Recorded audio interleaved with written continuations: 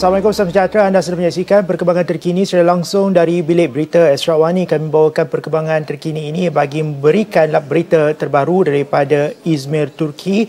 Selepas wilayah berkenaan merekodkan gempa bumi dengan kuatan 7 pada skala Richter yang dilaporkan berlaku pada jam 2.50 petang waktu tempatan. Sehingga kini Astro AWANI melaporkan 6 terbunuh manakala 202 lagi cedera dalam runtuhan bangunan berkenaan dan sekitar 20 bangunan runtuh dilaporkan runtuh di wilayah Izmir susulan daripada gempa bumi berkenaan. Gempa bumi berkenaan berpusat di Laut Aegea dengan kedalaman 16 km dan juga lokasinya sekitar 17 km dari Pantai Izmir sekaligus mencetuskan tsunami kecil. Jumlah kematian ketika ini adalah sekitar 6 orang dan 202 lagi dilaporkan cedera dan 20 bangunan sudah pun dilaporkan ranap dan daripada 20 bangunan tersebut 70 orang sudah pun berjaya diselamatkan.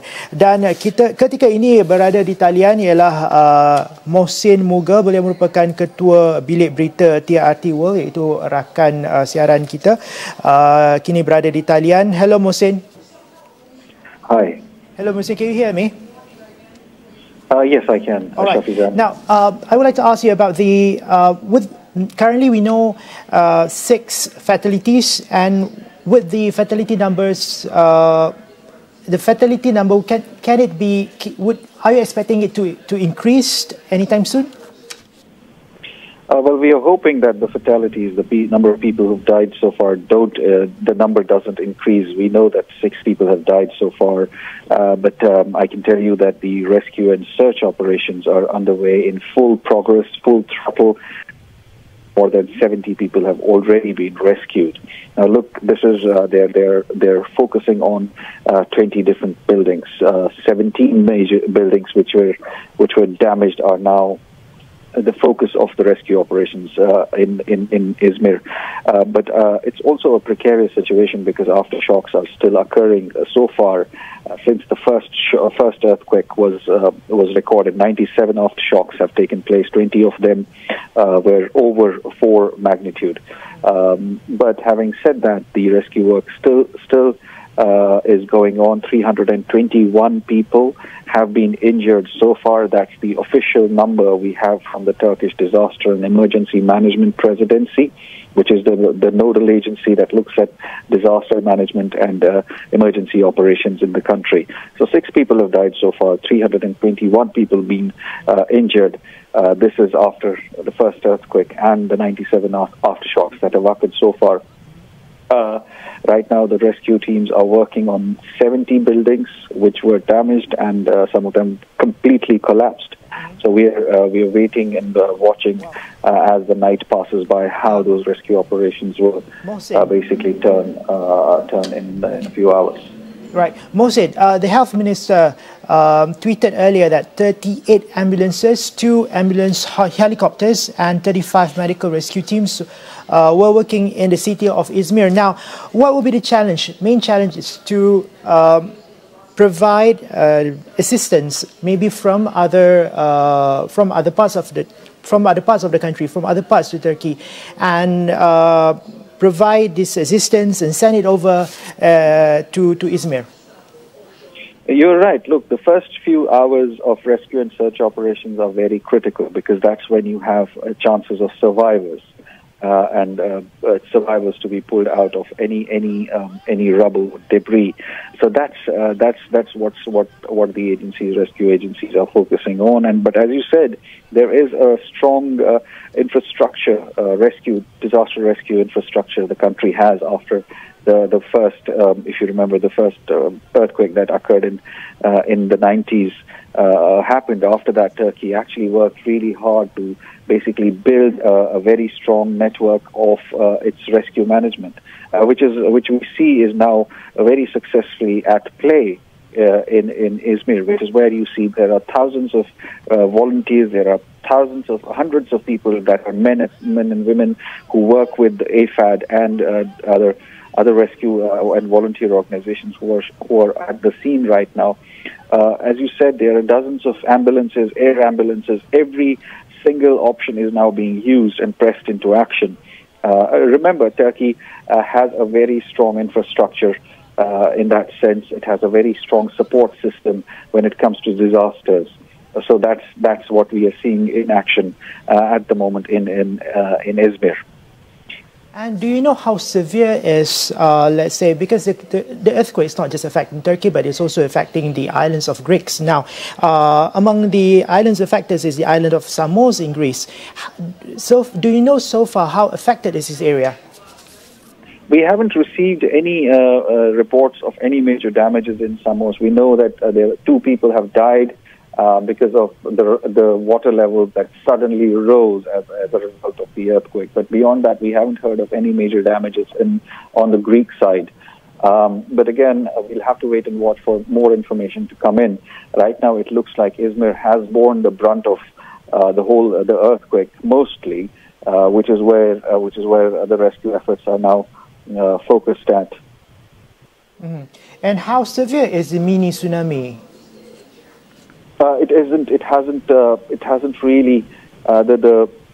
Basically the danger levels have been lowered. We are not hearing any reports of a tsunami which can actually cause more damage or can cause more risk. It was a mini tsunami sort of a thing, but it wasn't categorized as an out-and-out tsunami. It was seen as an immediate aftermath of the earthquake and the subsequent aftershocks.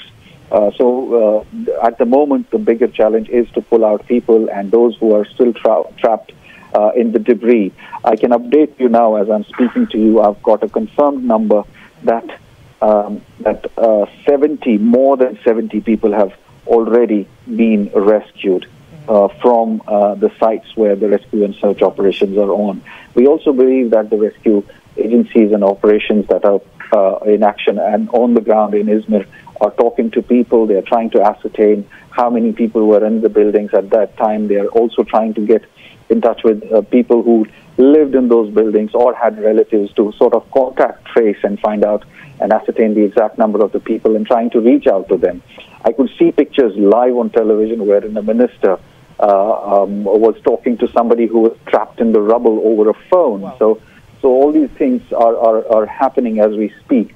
The major challenge now is going to be that it's already dark in Turkey. It's 7:38 p.m. at the moment, but as the night grows and night sets in, it's going to be placing a challenge. However, we can understand that AFAD and organizations like the Turkish Red Crescent are all very well equipped. So we'll have to see how the rescue operations play out from here on.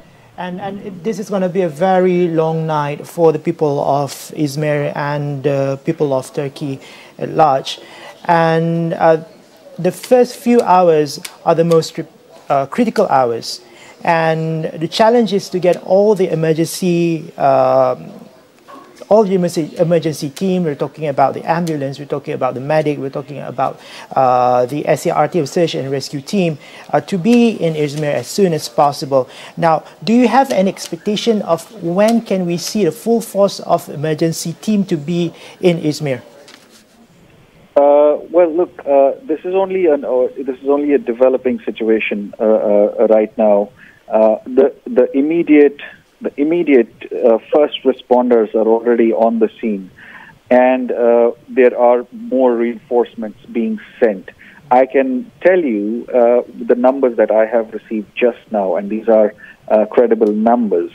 We have, in order to meet the urgent need for shelter, about 960 tents are being provided, 4,500 blankets, 3,672 beds, 3,000 pillows, 3,000 bed sheet sets were dispatched to the region, in addition to 54 personnel, 22 volunteers, 17 vehicles, 10,282 catering material, and 3 mobile kitchens, 3 field-type kitchens, and that can actually serve more than 25,500 people that are already in the region, sent by the Turkish Red Crescent and other organizations, including the AFAD.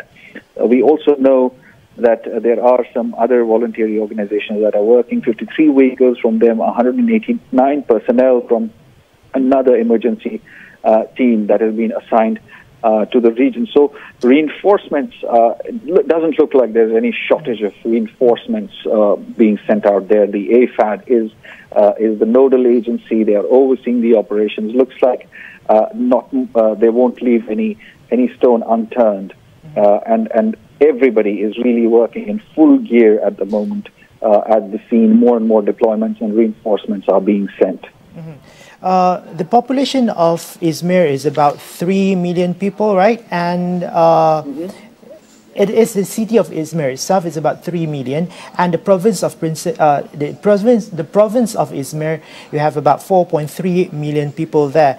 And with the number of assistants that you mentioned, do we expect any what we call challenge in delivering assistance to the total people or all of the population there? And I received a report about when the government is asking the population of Izmir to leave their homes because of the aftershocks, and then maybe you have a bit of insights about this in regard to this. There are reports that people have been asked, but that's only a part of the standard operations procedure because there are still, as I said, aftershocks. So it's just a risk-reducing step that people have been asked to take, and that's quite part of the standard operations procedure. But I must tell you, as you mentioned rightly so, that Izmir's population is nearly 3 million, but also Izmir is a very it's a metropolis. It's very well connected. The road connectivity is good. The population is spread very well. And there shouldn't be a problem in reaching out to these disaster locations. There shouldn't be a problem in pushing the vehicles or emergency vehicles to these locations. It's only the time that is important at the moment. The infrastructure is there, the volunteers and the workers from AFAD and other nodal agencies are there, disaster management people, experts are on the scene. It's only how much they can actually get under the rubble and pull out people. So far we know more than 300, beg your pardon. So far we know the people that more than 70 people have actually been rescued. Yeah.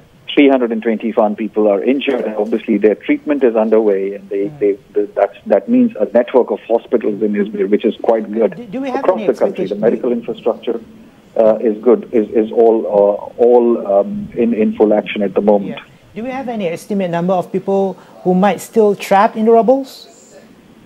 No, we don't have any exact number of the people that might have been trapped, which is why that's one challenge that the authorities will be having at the moment is to ascertain the exact numbers, which is why they will be sort of contact tracing and seeing who was in the building, getting reports from neighbors, etc., and people who are outside the building, trying to find out who is family inside the building or who all are trapped. That's enumerating and putting the numbers is going to be a challenge. All right. Thank you very much, Mohsen Mughal, the head of the newsroom at TRT World, kerana sudi bersama kita pada malam ini. Ini merupakan satu malam yang cukup panjang bagi warga Izmir terutama sekali dan juga warga Turki secara amnya. Ketika ini semua usaha sudah pun digerakkan bagi memastikan pasukan-pasukan kecemasan dapat segera ke wilayah Izmir, terutama sekali di kawasan yang terjejas teruk akibat daripada gempa bumi berkenaan. Dan daripada usaha yang terbabit yang sudah pun dijalankan, usaha awal yang dijalankan, sekitar lebih 70 orang sudah pun berjaya dikeluarkan daripada runtuhan berkenaan. Ketika ini jumlah kematian masih lagi kekal sebanyak 6 orang dan jumlah yang cedera sudah pun meningkat daripada 202 kepada lebih 300 orang, dan kita harap bahawa jumlah-jumlah ini tidak lagi bertambah. Bagaimanapun laporan ini akan kami bawakan dari semasa ke semasa. Astro AWANI, Buletin AWANI akan kembali bersiaran jam 6 pagi dan juga 7 pagi nanti. Begitupun kami di Astro AWANI di portal www.astroawani.com akan terus bersiaran dari semasa ke semasa, membawakan kepada anda visual-visual terkini dari kota Izmir di Turki. Sekian sahaja untuk jam ini. Saya Syafizan Johari. Selamat malam.